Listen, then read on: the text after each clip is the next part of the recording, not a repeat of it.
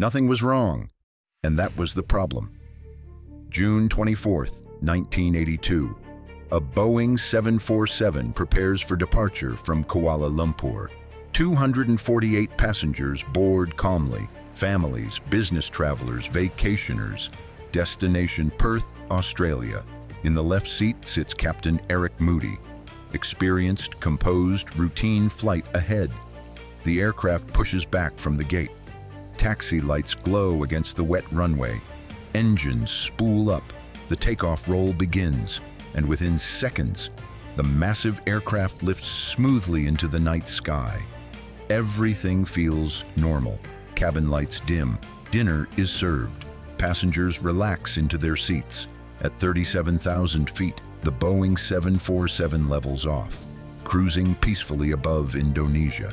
Inside the cockpit, the instruments are steady, autopilot engaged, altitude stable, speed stable, fuel normal. Outside, the sky is dark and calm. No storms, no turbulence, no warnings. But 100 miles ahead, Mount Galunggung has erupted. An enormous column of volcanic ash is rising silently into the atmosphere. No one on board knows. And in 1982, radar cannot detect volcanic ash. It is invisible to the very systems designed to protect aircraft. There are no alarms, no emergency signals, no alerts from air traffic control. The crew continues forward, calmly, confidently, unaware that they are flying directly towards something they cannot see. An invisible cloud of microscopic volcanic glass. At 37,000 feet, everything still feels routine. But within minutes, that routine will vanish. It started with something small. A passenger staring out into the night notices faint glowing streaks flowing across the engine. Not lightning, not turbulence, just light. Something unusual. Outside, along the wings, a strange blue electrical glow begins to flicker. St. Elmo's fire, beautiful but wrong. Inside the engine, the airflow begins to shimmer, subtle at first, almost invisible. The turbines continue spinning, but something is changing. Up front, the cockpit remains calm. The instruments are steady, but a faint haze begins forming on the windshield. Tiny particles striking the glass, too fine to see clearly, too dangerous to ignore. In the cabin, a passenger wrinkles their nose. A faint smell, like burning dust. No announcement, no alarm, just a feeling. Then, a sudden flash deep inside engine number 4. A violent surge, a burst of flame, gone as quickly as it appeared. Inside the cockpit, an amber warning light illuminates. Engine vibration, unexpected, unwanted. A hand moves quickly to the controls. Calm, controlled. Procedures begin. Checklist memory takes over. Years of training. Outside, the engine spits flame into the darkness. For a moment, the night lights up. Then it fades. Engine 4 is gone. Another caution light, then another.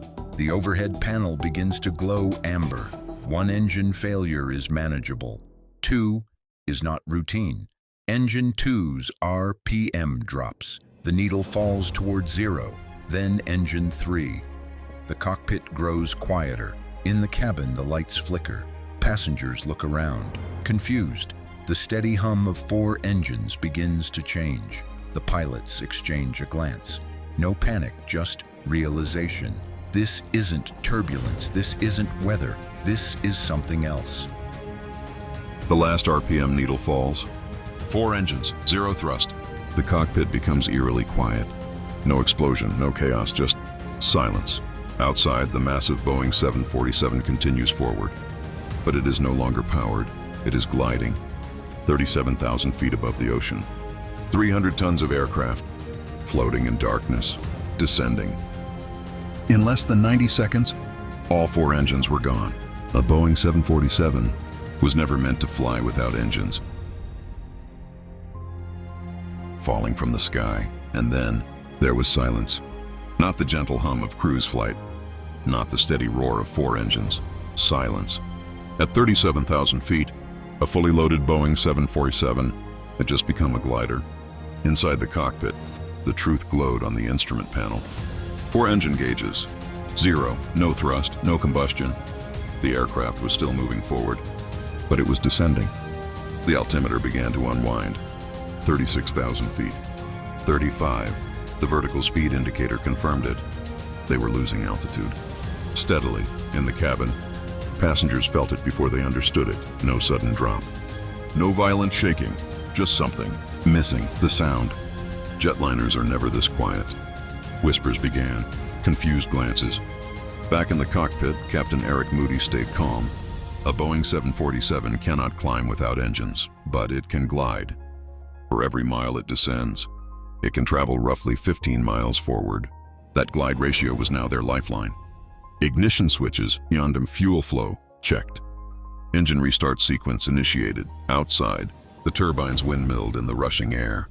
But there was no relight, no surge, nothing. 30,000 feet, 28,000, altitude is life. And they were spending it. Below them, darkness. Ahead, uncertainty. If the engines did not restart soon, they would not reach land. Another restart attempt. Careful, measured.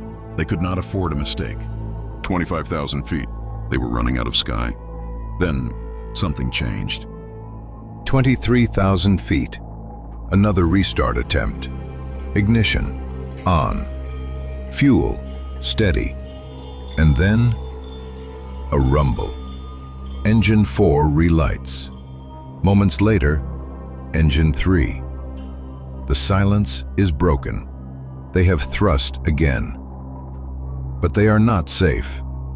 The volcanic ash has sandblasted the cockpit windshield. It's scratched, clouded, nearly opaque. They can barely see outside. They will have to land blind. Jakarta is within reach, but every movement must be precise. Too much power, another flameout. Too little, they lose altitude too fast. Now the instruments become everything. The artificial horizon keeps the aircraft level. The altimeter shows how much sky remains. The airspeed indicator protects against stall. The vertical speed controls the descent. And the ILS guides them toward the runway. No outside references, no clear horizon. Only needles, only numbers, only training. The aircraft descends through cloud. ILS needles begin to center. Left, corrected. Down, adjusted. Slowly, carefully. They are lined up. But they still can't see the runway. In seconds, they'll find out if the instruments were right.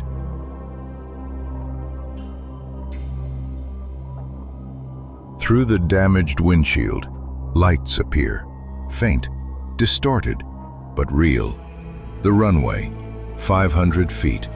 Airspeed, stable. Descent, controlled. Every movement now is precise. Too much power, risk the engines. Too little, they drop too fast.